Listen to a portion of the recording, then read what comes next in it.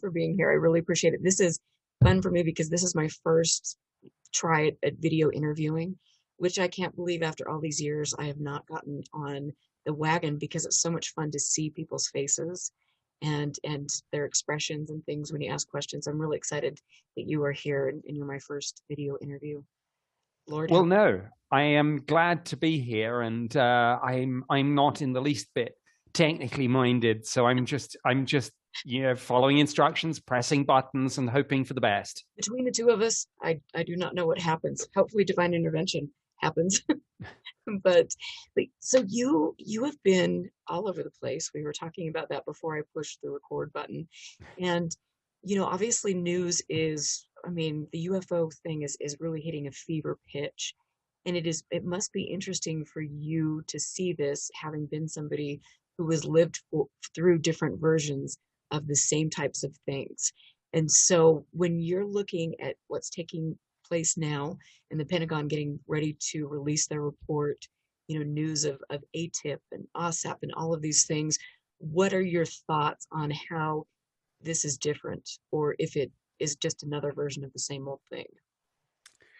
I think it is different. I'm not saying it's the first time that there's been intense government interest and activity. I mean, we could look back to the flap over Washington, D.C. We could look back to some previous congressional hearings. But I think in terms of the 21st century and being in a 24/7 media cycle, having the technology that we have now, whether that's the internet, whether it's social media, I think we are in new territory. And a phrase that I've sometimes used about this situation is that we are out of the fringe and into the mainstream with this. And whether it's former President Barack Obama going on TV and not, as is previously the case with Obama himself and with some other previous presidents too, not playing it for laughs, but just playing it completely straight and saying, yes, we have some sightings that we can't explain. Pilots see them, radar operators track them.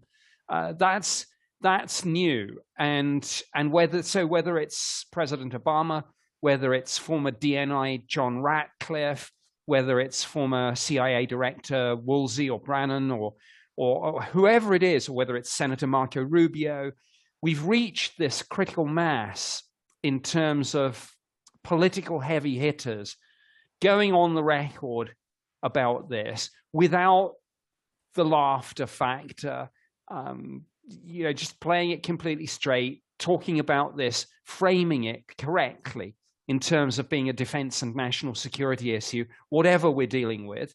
And that's new and it's refreshing. It is interesting, and that has been fun for me as somebody who has been, I live in Utah, fairly conservative group of people here. Wonderful. I wouldn't trade it for the world. But when I was, being a business owner and things like that, when I first really came out as to, I love UFOs. I'm going to study this.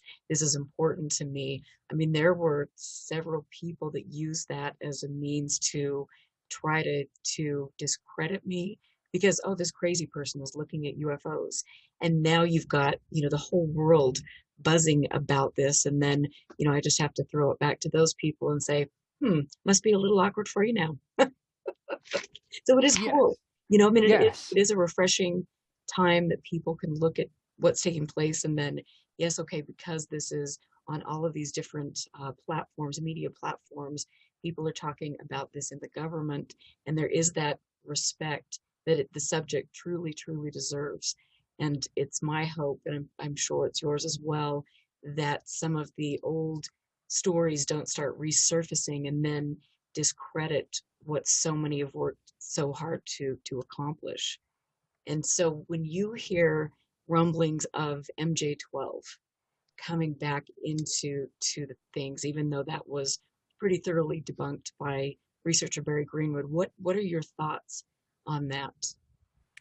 I have mixed thoughts, and part of me absolutely agrees with you and says, yes, look, let's ring fence the sensible stuff here.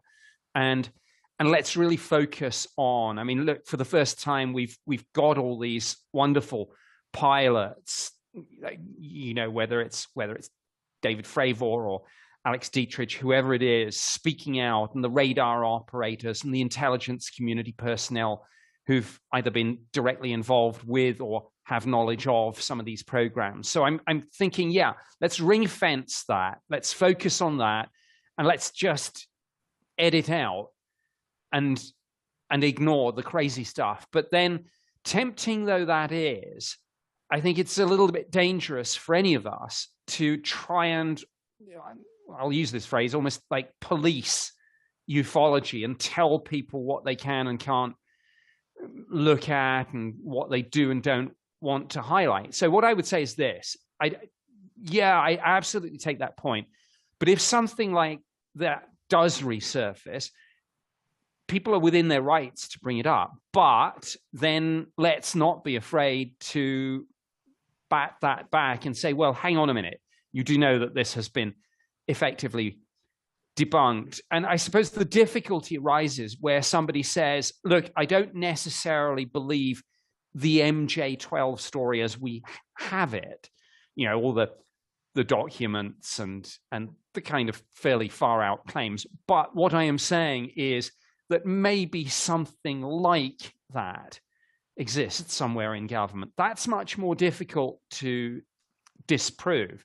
Now, you can get into a near philosophical argument about how difficult it is to disprove a negative, but I think those are dangerous areas where we start trying to tell people what they can and can't research and what they do and don't want to bring into the conversation. But if you bring something like that to the conversation, you'd better be ready to defend it against people who have done a deep dive and know their stuff. Right. And I think it is interesting because, you know, you have each generation comes to this, and you have, I think right now, you know, unfortunately, we've got a younger generation who's coming to this, and they're getting their information from the internet.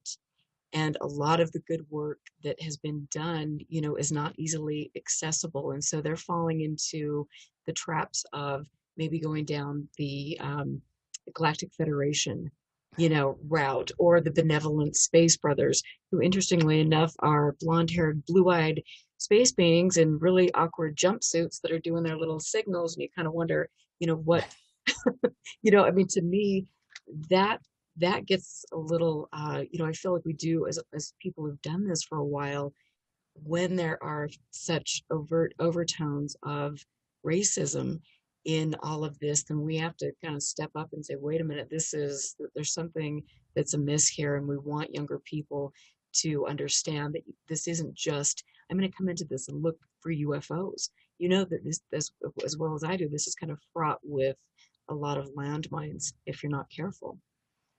Yes. And there is, conversely, I guess, people shouldn't just assume, as some are almost, that this story has started, you know, with the New York Times December 2017 article, and perhaps going back in time a little bit to what it referenced. Oh, yeah, the Nimitz incident from 2004. I mean, so we mustn't forget that ufology does have its history and its backstory. But yes, absolutely, people need to apply critical thinking to this, just as they should anything that they're researching on the net. Know that there are a lot of agendas out there, some of which can be a little bit dark side, and that there's a lot of crazy stuff on the internet, and that people need to be able to evaluate, well, find reliable sources and then evaluate information and weigh it up just as they would for anything. And yeah, it's a huge problem, not just for ufology, but for almost any subject. Somebody who thinks, a student who thinks that going to the Wikipedia article is all they need to do.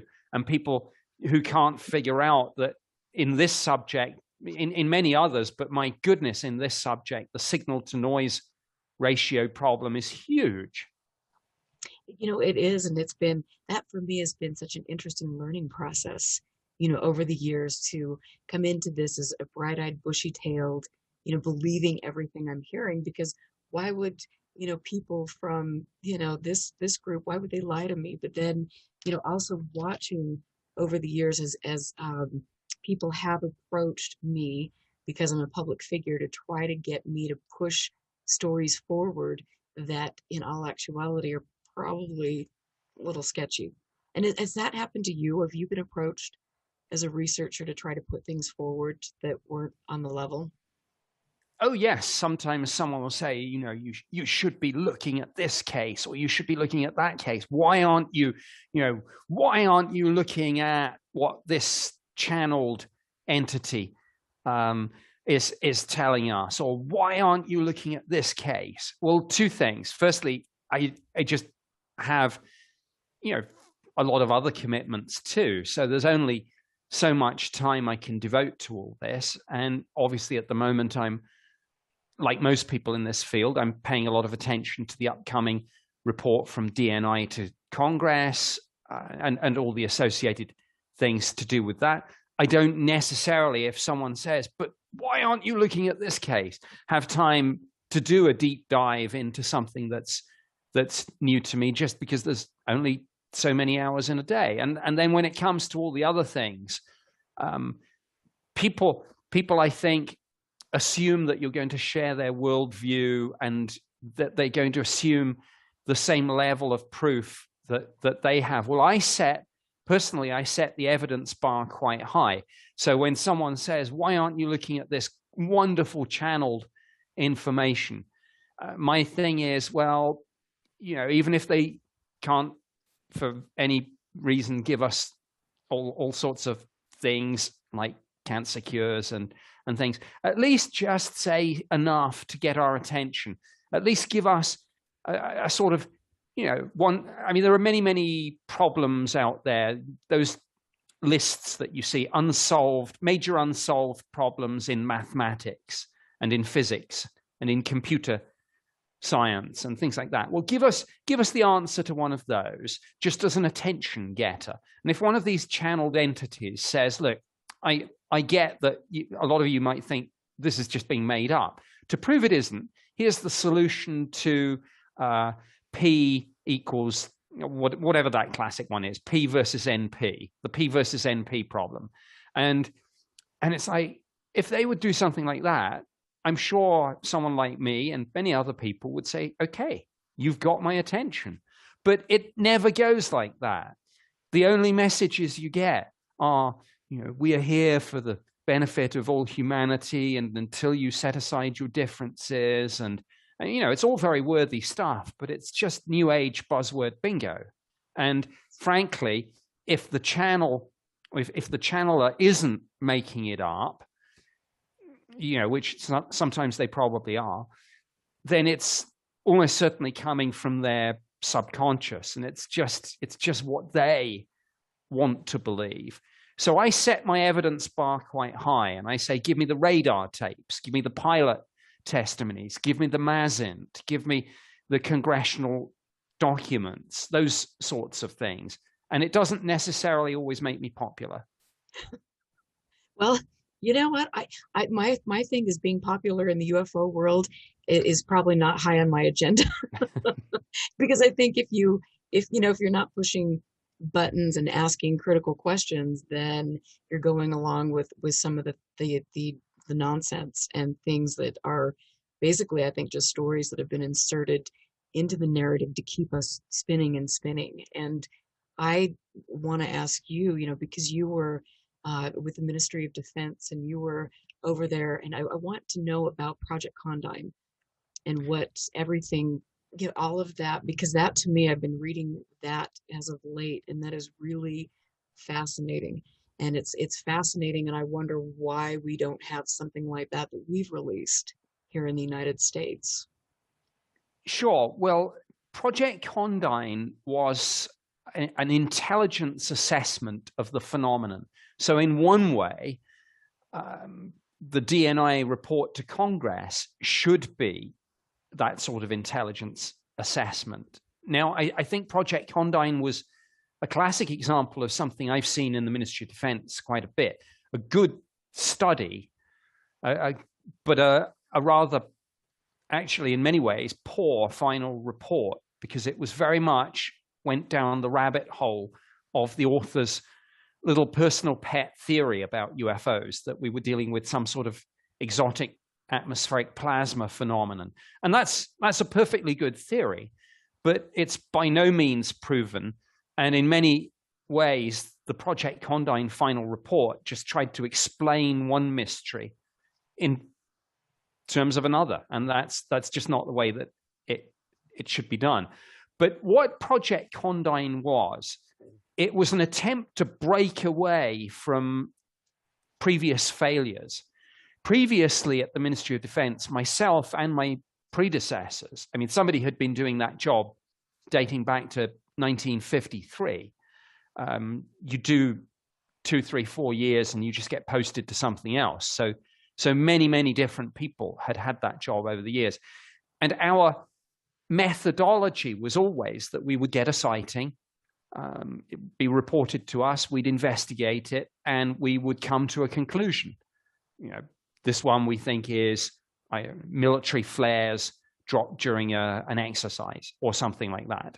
This one was probably a satellite. This one we have insufficient data to make an assessment. That one is unidentified. And so we would investigate on a case-by-case basis. And just like the old USAF program, Project Blue Book. Project Condyne was an attempt to say, let's try a different approach. Let's do an intelligence assessment of the phenomenon in its entirety. So try and do some trend analysis, try and get big data, big information, and look for patterns and say, I mean, simply put, like, do UFO sightings occur more often on a wet Tuesday afternoon than any other time? And if so, what does that mean? Does it tell us anything? Or is it just too small of a difference to be statistically significant? So we cooked it up. We sat down and myself and my opposite number in the scientific and technical intelligence part of the MOD planned this in about 1993. And then none of us actually got to work on it because it took so long. Typical MOD bureaucracy, different priorities in terms of funding, skeptical pushback that we should be spending money on this sort of thing at all. So it was about 1997 by the time it got off the ground, and 2000 by the time it actually issued its final report. But it did do some good work. For example, it showed the importance of using the phrase UAP and not UFO in terms of getting senior stakeholder engagement, enabling us to set aside the ridicule factor and the pop culture baggage that came from using the term UFO. So we rebranded things as UAP. And it also asked the question, which the US government clearly asked in ATIP and ORSAP, look, if any of this is real, whatever we're dealing with, whatever the true nature of the phenomenon, are there spin-off technologies? Are there novel military applications, whether it's weaponization, directed energy weapons, whether it's signature reduction, whether it's, whatever it is. And some of the Project Condyne phraseology on that is not a million miles away from some of the phraseology in Harry Reid's June 24th, 2009 letter to the Deputy Defense Secretary, and indeed some of the phraseology in ATIP. So I like to think that we Brits, with Project Condyne, did have an influence on what's happening now. Well, it is interesting because I know that when, in the Project Condyne report, I mean, it very specifically says that they were trying to weaponize some of these things, plasma. And so when you look at some of the wording in the solicitation sheet for OSAP, I mean, they're looking at things that have nothing to do with UFOs. And so, I mean, we're looking at, DO and RF weapons. We're looking at biological effects on tissues, different things. And so, to me, to see, people kind of thinking that all of this has to do with UFOs. To me, when I look at it and I look at some of the people involved, I have to say maybe this has to do with creating technologies that potentially mimic the phenomenon, and we can use those as weapons, which is not, unheard of in theater. And so, I mean, do you think that there is a potential that that could be happening, and we're using the UFO as a cover story?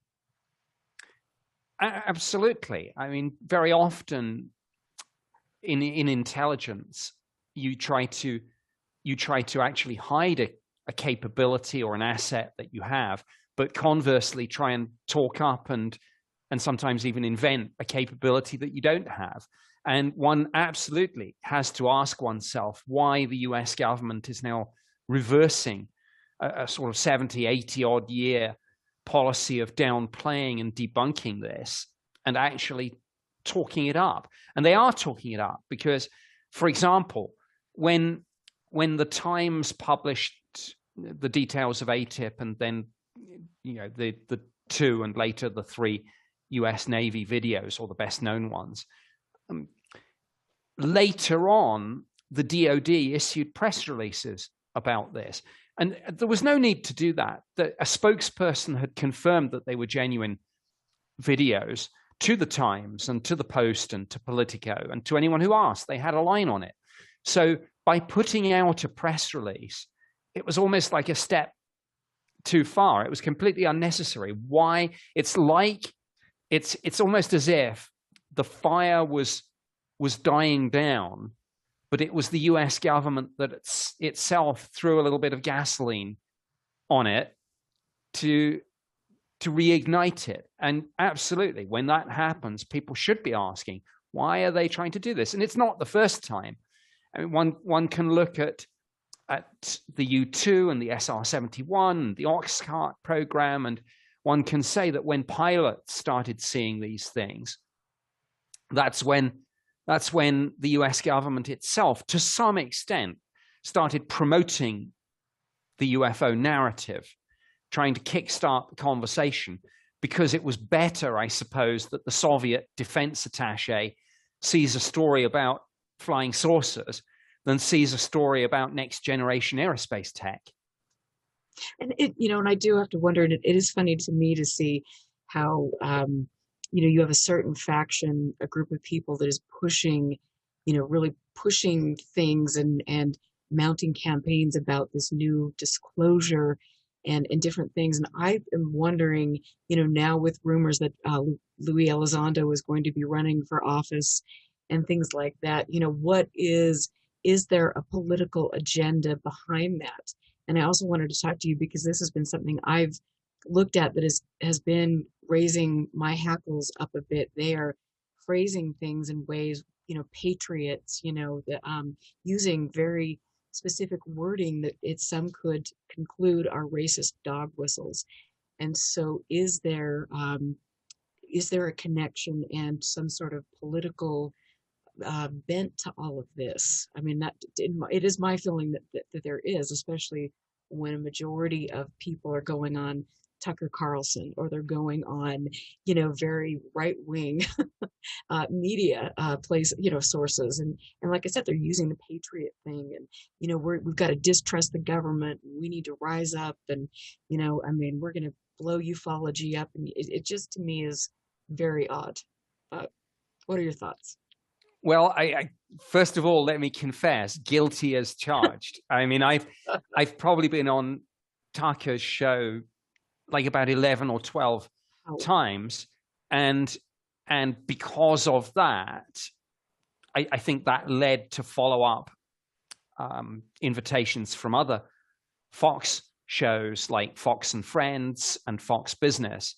But it's not as if, I mean, this really isn't or shouldn't be a partisan issue. And if you rewind the clock, I remember a time when this was all over CNN, and when I say this, I'm going back a little further, but in between, I don't know, between about, I'm trying to think, but maybe 2000 and 2010, so a sizable chunk of time, this wasn't on Fox at all, but it was all over CNN, and particularly it was led by Larry King.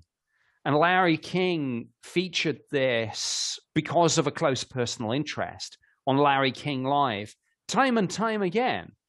So in one sense, what we're seeing now with Tucker Carlson and Fox is only the flip side of something that has happened before, but on the other side of all of this.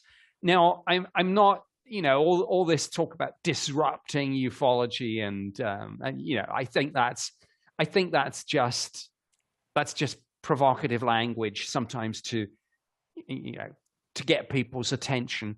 And I don't think it's necessarily a bad thing. But I think most of us who do TV on this, without wanting to sound too shameless, but we'll go on whatever network will invite us. Right. Because we do take the view it's not a party political issue. And I know it's been a while since I've been on CNN, but if they ask me today, I'll go on. And I know Lou and Chris have been on fairly recently, as well as on Fox. And so let me ask you too, because this is just kind of, Mellon released a statement yesterday, and in that statement, questions that he wanted to have addressed. One of the questions, or one of the comments, was bringing up Richard Doty, and almost in a way, it would appear that Doty is being hailed as a hero, or as a poor stooge that was, his arm was twisted to do the things that he did to Benowitz. I mean, why is Doty all of a sudden making this cult-like revival in that, with that crowd? I think it's strange. That it is strange, and it is a little disturbing. I suppose there are I don't have an answer for it, but I have two theories. The first theory, and I think this is the less likely of the two, is that if somebody's saying bringing Richard Doty into the conversation, maybe, given the people bringing him up, we should take another look at Doty and maybe not be too dismissive, and maybe say, well, perhaps it's worth having another look. But I think that's the less likely. The most likely, I think, is that this is a slight misstep. And it's not the first. I remember when Chris was associated with To the Stars Academy, they had one of their press briefings, and they put up as a backdrop a long since discredited photo of, I think it was a mylar balloon or something from the UK. And it was a misstep. And maybe they had other people, do picture research for them. It's something I've seen on TV before, by the way. Very often I'll do a great, really serious interview with the host who really knows their stuff, asks sharp questions. We have a great conversation. And I'll get back and watch the thing on YouTube, and I'll find that they've put up some ridiculous picture of a contrail or something. And it's just because the people doing the picture research they just have about 20 minutes to go and find something that's copyright free off the internet. And it's a misstep. So I wonder, I mean, I haven't asked him, but I do theorize that bringing up Richard Doty is another of these missteps. And that this is such a long, complicated story with such a winding, twisting backstory that occasionally people like Lou and Chris just get it wrong, and they don't realize, no, that's false, or that was discredited. Yeah, and that is interesting to me. I would think that given Lou's alleged role in all of this, that he would maybe know a little bit better about people or photographs or things like that. And so that's interesting to me. And I do think that it is that should concern, and it has concerned a lot of people that have been researching this and have seen the way doty has interacted, over the years and things. And so again, that's one of those hopes that you would hope, if there is this true time for each of us to talk about the credible sightings and the importance of the subject, that missteps like that would not be taken. I personally feel these guys should know better, but that's just me. They should, but in defense of them, let me put it the other way around. If you had called me up while I was doing this job for the Ministry of Defense and said, even with a big case, but a historical one, and say not in the UK, if you'd have said to me, I want to talk to you about Kecksburg, I would have to go scrambling for books or files probably to even remember, necessarily what year it was, let alone what the names of the key witnesses were, where the documents from NASA are, and whatever. So in their defense, there's such a vast backstory of cases, theories, documents, personalities, that to expect even people who are the real deal to be totally have all that at their fingertips, it's a big ask. Yeah, but I mean, that's what you ask of people that are holding, that are in specific jobs. I mean, you have an expectation that they will know their subject and have a skill set. And so when they don't, and when they have, been a part of this, $22 million program, and yet that's the best they have to offer, I think that to me is kind of telling. And I want to ask you, and I'm sorry to be so spicy. I told you I was going to be spicy today. You're just like, oh, Mama Mia. But with the $22 million and the Harry Reid type of thing, I mean, do you think that there is a potential that could have been a sweetheart deal, as some are speculating? And when you look at the bits and pieces that have been released about the program, you're getting little pieces of screenshots from the 500-page report from Bigelow, that you only have one person that says this is actually, from Bigelow, and this is what you're going to get, behind the scenes screenshot. But there's nothing else coming forward. And interestingly enough, in part of that screenshot that was given to Tim McMillan, there was part of the reference was to Barry Greenwood's work in Clear Intent. And so there are just some things that I want to be, I'm excited about this. I think it's a great time for the subject, but I want to be cautious, because I'm seeing so many little alarm bells going off. I'm hearing alarm bells going off. And so, could there be, again, like I say, do you think that this is all, rainbows and unicorns, or do you find anything suspect in this? Well, I don't think it was a sweetheart deal, but I think there are legitimate questions to be asked, and they're legitimate because we paid for it. And so as with anything that uses taxpayers' money, I think there just does need to be more accountability. And there are absolutely unanswered questions about where is the dividing line between,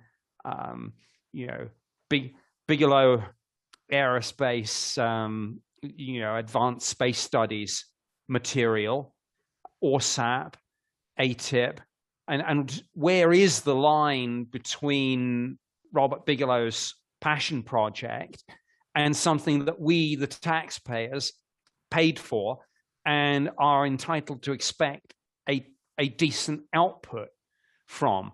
And if all we got for $22 million is 38 studies, many of which had either been published before in identical or near identical terms, then I think that there are still some questions that the Appropriations Committee and others should be looking into. Now, I don't know how we take that forward. I think this report has to be the first step, and then we take it from there. But absolutely, there are some things that we do need clarity on. I mean, I sometimes think of ATIP, and this is just almost like a working hypothesis, as being a reverse UFO program. So a old traditional style UFO program, like Blue Book, like the work I did at the MOD, like Japan in France, like most other models. They take the sightings, they investigate, they categorize. I think what happened with ATIP and ORSAP and things like that is that they came at it the other way around. A believer faction, if I can call it that, said, what if this is all real? And what if all this is true? What would the technology be? How would they get here in terms of viable interstellar travel?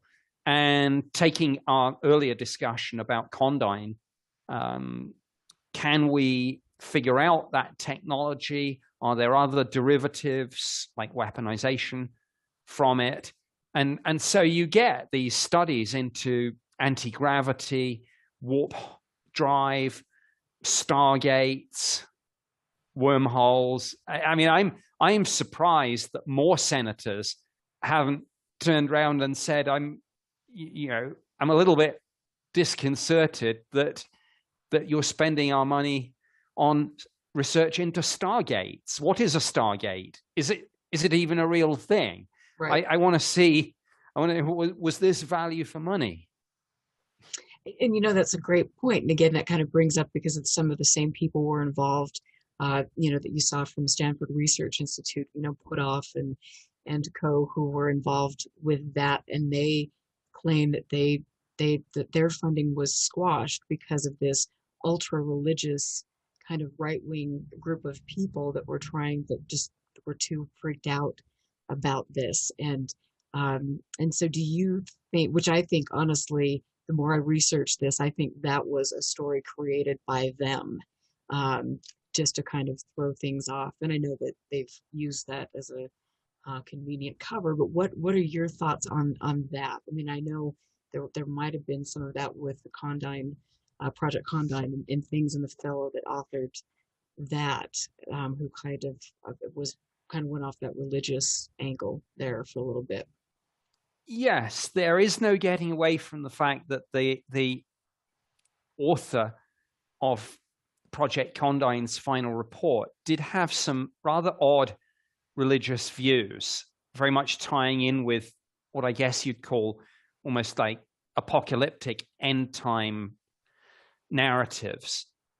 Now, I'm speaking to you here as an atheist, but I don't discount those stories. And actually, there is a little bit of evidence from the UK, not just the fact that the Project Condyne author had these views, but there was how shall I describe him? A sort of a maverick priest called Paul Inglesby, and he exerted a kind of rather disconcerting influence on a former chief of the defense staff in the UK, Lord Hill Norton, who was a former 5-star admiral who took this subject very seriously. But he fell under the influence of Paul Inglesby. And Paul Inglesby, similarly to the Condyne author, had this kind of end times apocalyptic view, and that he then took the UFO phenomenon and kind of inserted his own narrative into this, convinced himself that it was demonic. And one of the biblical passages that he used to justify this view was in Ephesians. And it's the phrase, and I'm paraphrasing, but it's where Satan is described as the prince of the power of the air. So this kind of conservative, religious, apocalyptic, end times faction, both in the UK and I think in the US, have seized upon that. So it's not, I know it sounds crazy, and maybe it is, but But the point isn't so much whether it's true or not. I mean, clearly, I don't think it is. But the point is that some people believed it to be true and acted accordingly. And their view was, if this is demonic, we should not be studying it, because the mere act of giving it attention feeds it, gives it energy. And that's what you should not do. Well, and that is interesting. And yeah, I've been researching a little bit about that and everything. And I find that because the Collins elite has been a big area of mine, and I've been talking with Nick Redfern for years about the Collins elite and trying to move forward with a new story, a new twist on that. And so I am just, like I said, I wonder if some of the people that were involved in the Collins elite aren't the people that are calling them into question. The Kit Greens of the world, the Hal Puthoffs, people like that who have had very strange experiences with religion, Scientology, namely one of them for Hal Puthoff, and things. And so, I mean, it's all fascinating to me. And then you do, as you mentioned, you see, unfortunately, in ufology, how that kind of mindset takes a hold, and then now all of a sudden you've got these people that are saying, yes, what we're seeing are their angels or their demons, and the end is coming, and the Vatican is going to make a statement, and you get that whole kind of again, just this cult of UFO religion, which is, to me, I don't know, I think that's not, more power to people, but I think that's a little out there. It is. I mean, we talked earlier about the whole, political thing, and I'd like to see party politics certainly taken out of this subject, but I'd love to see religion taken out of this subject as well, and just approach this in a very scientific, academic way. And I make no mistake about saying, and I make no apology for saying, okay, I'm happy to take out the politics and the religion, but leave in the defense.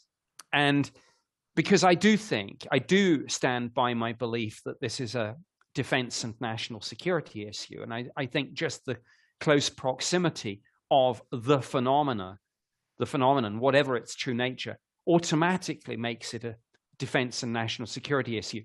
Now, I know some people they would say, well, take out politics, take out religion, take out the military too. I would say, no, keep them in. But I do take the view, I do accept the counter argument that the French model of embedding their national UFO program not in the DoD or in the military, but in the French National Space Agency is maybe a different way of doing this. Right. And in America, this brings me to a question: who would be our the people that would be interacting with an intelligence? Would we send Jeremy Corbell out there to make first contact? Because I'm thinking, no, that might not be the best idea.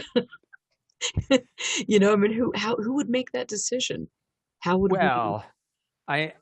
I'm not sure anyone would. It would just be such an events-led scenario that if there was some archetypal landing on the White House lawn, well, I guess they'd talk to the president. But if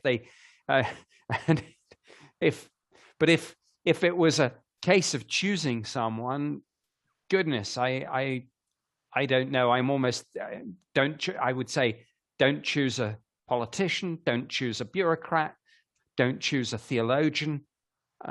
Maybe choose a scientist, but maybe choose an ordinary person off the street, and say, I mean, it raises the wider question of who speaks for planet Earth. Right. And that's a very interesting question that came up at a Royal Society discussion meeting that I attended in the UK in 2010.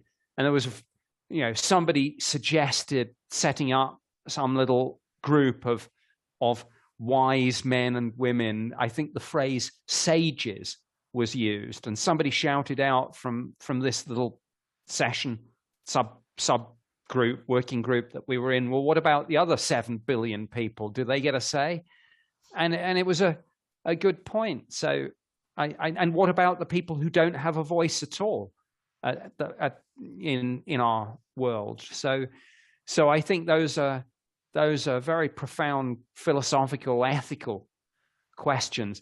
What I will say is this: anyone who wants to speak to planet Earth or purports to speak for planet Earth probably isn't the person who should be speaking for planet Earth. Well, there are a few of those out there, aren't there? Yeah, it should be someone more humble. Well, that's a very good way of putting it. I would hope so. And so, let me ask you, because you've seen so many things in ufology, you have people that are there to kind of take advantage of the subject, to make money, to get book deals, to be seen. Perhaps they weren't popular in grade school or high school, and so now they get into the UFO world, and now they have all these women around them, or they're I mean they it's a very interesting thing. Or you've got people that are kind of diabolical and are trying to insert different things into the narrative and misinformation and things. I mean, what experiences, and you don't have to name names, but what was like one of the craziest things that you saw or have seen in the years with regard to kind of the crazy personalities in the field? Well, I think it is, and I won't name names, but yeah, I think and absolutely, I don't think there's any denying the fact that this subject attracts probably, and I'm not saying it's unique in this, but it probably attracts more than its fair share of nut jobs and charlatans. That's not to say there aren't some incredibly good, dedicated Absolutely. people out there, but unfortunately, of course, some of those charlatans and nut jobs get attention because the media, when they're feeling a little mischievous, probably recognize that some of these colorful characters will make entertaining TV. So I think some of the craziest things I've seen are the near cult-like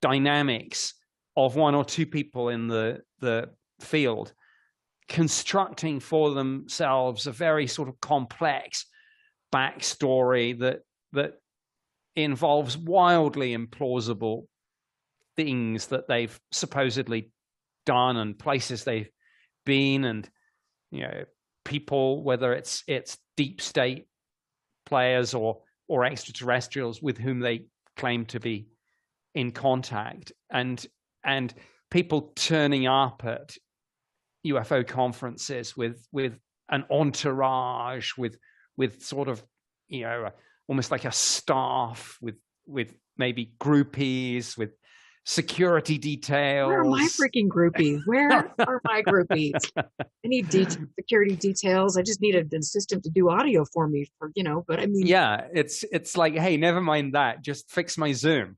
Really, what am I missing out on here? But let's not go too far down that route. So, for example, I mean, I don't think there's anything wrong. I mean, if I've written books, and generally speaking, writing a book of 100,000 words takes about a year of work. Right. And don't let's demonize people no. For I mean, and putting time into it. Absolutely. Yeah, be paid for, and that's another great point of discussion. I mean, people that are spending their time, and this is a profession, and that they are researching and things. I mean, they should absolutely be paid for their time. And I look at me paying for my radio show, paying for all of these things, and not making money off of that. And I'm thinking, I got to rethink this, because I'm spending more time doing this than I would a full-time job. But if somebody is watching your show and thinks, hey, this person would make a great host, and you get then like a big money deal to front a TV show, and you get a tie-in book and things like that, nobody is going to begrudge that. No, but actually some will, but nobody who is reasonable Right. should begrudge you that, because you've worked for it and you've put your own time and money into research and investigation, and not just people in the UFO field, but when before he died, someone like Stephen Hawking, of course, made huge money deals from his books and from his TV appearances, and he probably ended up doing less and less, actual scientific research and more sort of soundbitey TV shows. But no one reasonable would have begrudged him that, because, my goodness, he knew his stuff and he was a great spokesperson for this subject. And if he made millions out of a brief history of time, I don't begrudge him that. And right. so I think there's always a danger. Yeah, let's call out the nut jobs and the charlatans, but let's not just, like some do, throw around the phrase UFO-tainer just well, as a no, I know what you're saying. I know exactly. I know what you're saying, and I think that's the hard thing, because there are so many people that are just, I mean, really using the subject. And I think that, and I've had this conversation with many people in the field, because I want to try to make the subject better and more respectable. And I think that when we're complacent and not necessarily saying, hey, wait a minute, this is not factual information, or you're doing the subject a disservice, when there's not that, so we don't set standards for the subject, then it's one of those things. Will it ever really gain validity? Will people ever take it seriously because of these people that are, promoting, reptilian shapeshifters and things like that. I don't know. It's a hard subject, because some people just think we should, just let it be, because that's the way it's always been.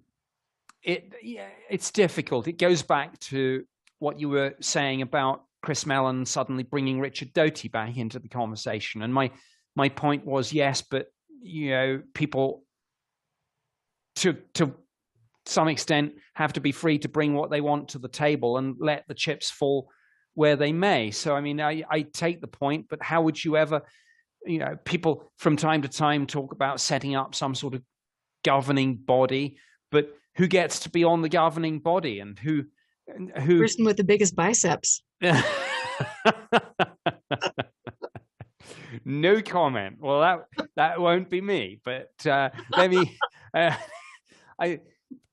there's a serious point, because then it just becomes, I'm not a fan of trying to set up governing bodies and working groups and things like that, because to start with, it becomes elitist in terms of it kind of probably means that in figuring out who would be heading up such a group and who would be on such a governing body, it already, you would have to focus on the names that and the names that are very often going to not be maybe the ideal people, who would be more grassroots people, getting on with things quietly, but not necessarily on TV much, but in a local branch of whatever UFO group, not seeking out publicity, but just dedicatedly doing the research and investigation. But those wouldn't be the names that would get put up. Inevitably, people would. You're not kidding. It would be the usual suspects, and yes. Well, and I'm not saying that some of the usual suspects aren't some very good people, but others are precisely the individuals you wouldn't want on something like that. And in any case, who would they be to say? Why should their standards this is my favorite case, this is my least favorite case, I think we should concentrate on X, forget about Y, this person's a great person, this person's crazy.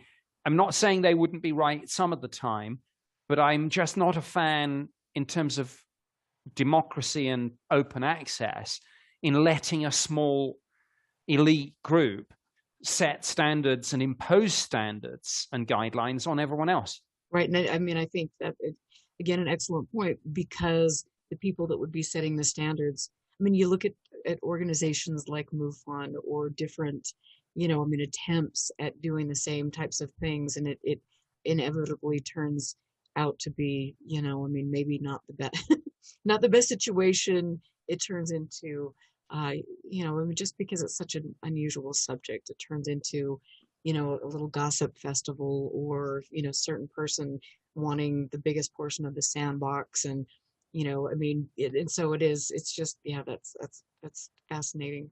There's so many, I mean, there's so many places to go, so many things to think about in this with UFOs. It just is crazy. And the personalities and the people that have dominated the field for decades.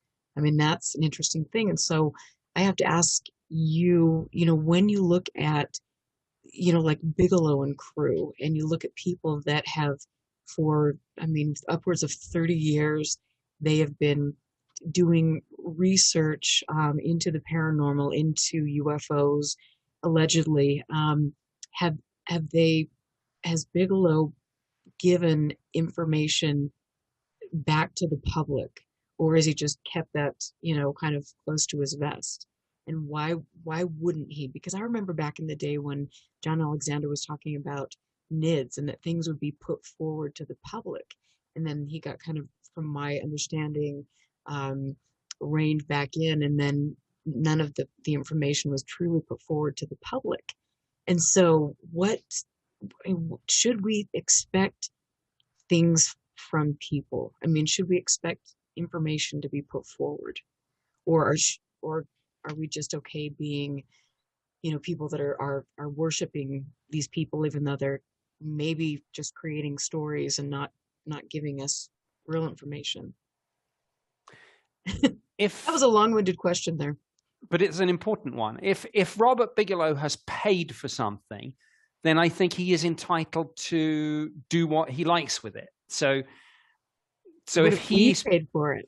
But then, yes, absolutely. That's why I say that, and yeah, you're right to bring in NIDS. That's why we need that clarity as to when did NIDS become BAS, when did BAS become or inspire ORSAP and ATIP, and that part of all of this that Robert Bigelow paid for himself out of his own pocket, I think he's entitled to do what he likes with it. Now, you might say it would be public spirited of him to then put it into the public domain, but he's under no obligation to do so. But you're right. The moment we cross that line, the moment it becomes our tax dollars that went into this, then within the confines of accepting that anything that's classified, we're not entitled to, except in redacted form, then certainly, though, there absolutely has to be an accounting for was it properly paid for? Did it deliver? Now, that's what you have a contracting officer for, and that's what you have the contracting officer's representative for. So when they put out the ORSAP contractual solicitation, and when Bigelow Aerospace won it, the CO and the COR should have been there doing their jobs, making sure that this was delivered to the DIA on time and on target, and that they didn't go off down any rabbit holes, and they didn't go off pursuing Bigelow's passion project as a sort of side, little venture. And I'm not sure we've had the answers yet to those questions, and I hope those answers will come. But it goes back to the point about derivative spin-off technologies. If Robert Bigelow has spent his own money and believes that there are next generation aerospace and weapons opportunities, then that's entirely his business. But yeah, absolutely. When it's your money and my money, no way. Right. Thank you. And so I have to ask you, because of course this is my an area that I'm very fascinated in since I live in Utah. Skinwalker Ranch. What are your thoughts just off the top of your head? What's your guts on that? Well, I've never been there, and and I don't know. I've heard the stories. You've probably heard them and researched them and been able to filter them in terms of what's good information and what's just exaggeration or completely made up, better than I have. But I mean, clearly it got the attention of people in the DIA and the DOD and elsewhere. Now, whether this was just a very slick sales job or whether there really was substance to it, I think is to be determined. I mean, I like to think that there's no smoke without fire and that something happened and something was studied. And if that something was studied with our taxpayers' money, then we should at least be entitled to a redacted explanation of what that something was, what was done, what did they conclude. Right.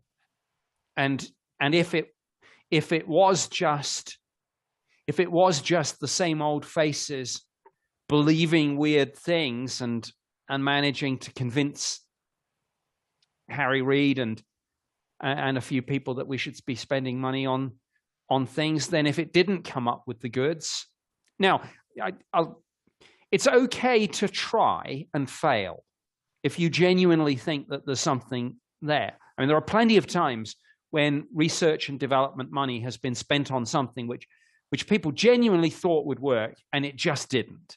Right. Or it turned out to be too expensive, you couldn't translate the theoretical physics into the aeronautical engineering reality, for example. That's one thing. It's okay to try and fail. To try and then to fail. Absolutely, absolutely. But it's not okay.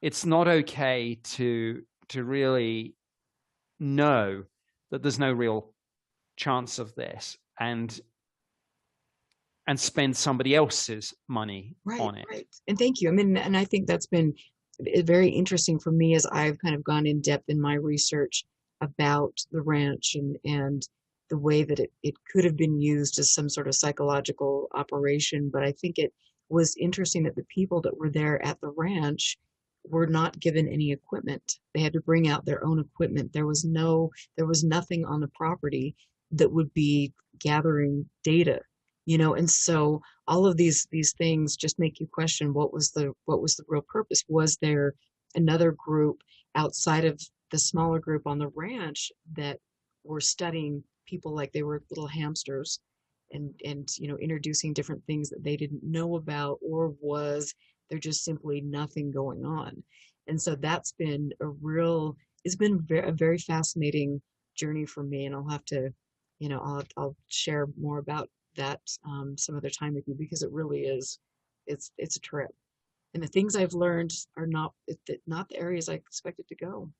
But I really want to think of some hairy man beast, I mean, popping out of the bushes, or a shapeshifter or things like that, but I just not sure if that's really the case. But that's my thought.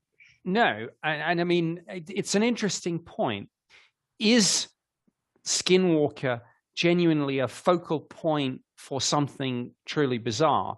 Or was the point more to make people think that it was and then study those people, either for their reactions just in a general psychological sense, or to see if they are then capable of, doing something, producing something, either from within themselves, if you think that some of these phenomena are internally generated by the power of their mind, or from some external force.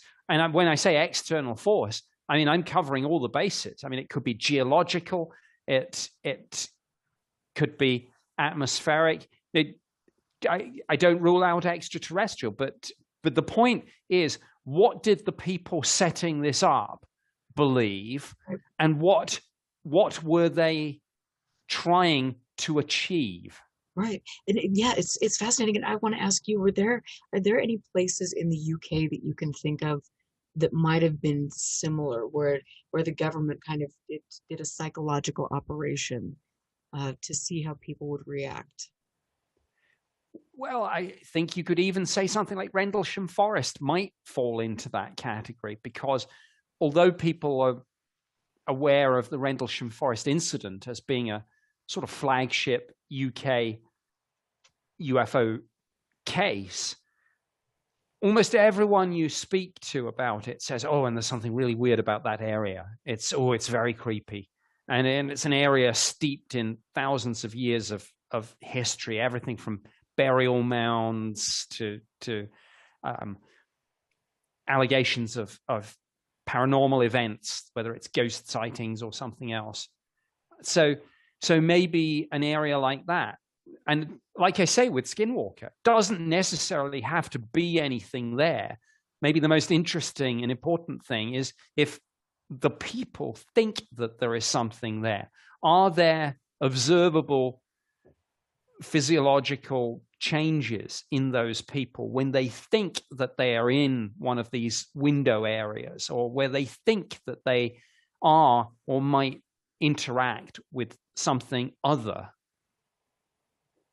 Yeah. I mean, there's so many questions about that. And it has always fascinated me that when you look back, like even at the people involved with NICAP, some of the founding fathers of NICAP, I mean, their specialty was psychological warfare, and so that has always fascinated me. So could there be a bit of that taking place, and that, different areas are used for things to test, some types of inserting belief systems into the narrative, and yeah, let's see where people are going to run with it, and how can we play upon belief systems to do a number on, I mean, if we were using that in a wartime scenario, which we know, I mean, we've done, but I mean, it's just, could that be part of that? I don't know. Nick, there's so much that I just want to know. And I mean, Yeah. mostly it would be really great if if I thought that there was an alien that was going to land on my lawn this evening, and we did get out, and yeah, whoa, those tall Nordics, I don't know, that could be fun, but you know, it just takes you away from. I mean, there's, yeah, like I said, I've learned so much, and there's so many places to go with this, and so, and I want to bring you back because I've got a million questions I need to ask you. So prepare Sure. yourself. No, I'm happy to do that, and absolutely. In relation to some of the other stuff, I'm sure that when you and I next see each other at an in-person event, I suspect we'll have one or two interesting things to discuss in a quiet corner somewhere. Absolutely. I look forward to that. I had so much fun when we were doing that TV show and stuff, just getting to talk with you and things. That was really fun. So I look forward to doing that again. And I'm really thankful that you agreed to be here. And even though with my, recording difficulties and things, it's like we got it going on, and praise the Lord. Hopefully it recorded, but that's okay. Well, fingers crossed. It says recording, so I guess it's there somewhere, Well, and hopefully it will come to fruition. But yes. it's been an absolutely fascinating conversation. I think we've done a deeper dive into some of the more interesting areas of this than just the obvious things that everyone's talking about, like, oh, the videos, oh, the report. Yeah, we've covered that, but we've dived deeper into some of the hows and whys and whos. Yeah, no, I love it. And I think it's so fascinating. And I thank you very, very much for being here. You are fabulous. And where can people find you? Nickpope.net is my website, and that has links to social media. Twitter is what I use for most of my kind of fast breaking stories, and that's Twitter's at fun, Nick isn't Pope. it? Sorry. Yeah, at Nick Pope MOD for that. But nickpope.net links to it, and my Facebook. Perfect. Thank you, thank you, thank you. I appreciate it. So you take care of Okay, yourself, and we will touch base very soon. great. Well, wonderful to talk to you. Have a great rest of the day, Thank you and we so will much. speak soon, I'm sure. Okay, have a good one. Now I've got You to figure too. out how to push the stop. Just kidding. Over in the right corner. No, thanks, Nick. Okay, bye now. Bye.